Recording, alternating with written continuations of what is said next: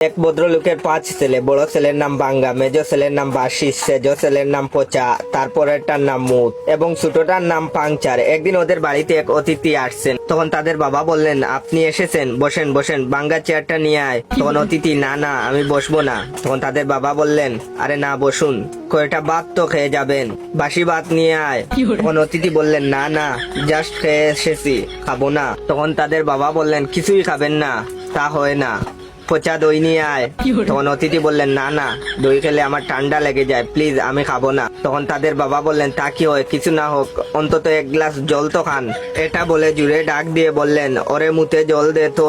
তখন অতিথি বললেন, আপনি থামুন মশাই। তখন তাদের বাবা বলল, ইস আপনি কিছুই খেলেন না, ভালো লাগছে না আমার। তখন অতিথি বললেন, আমি চললাম, পরে আসবো। তাদের বাবা বললেন, আপনি হেঁটে এসেছেন, আপনাকে কিন্তু আমি হেঁটে যেতে দেব না।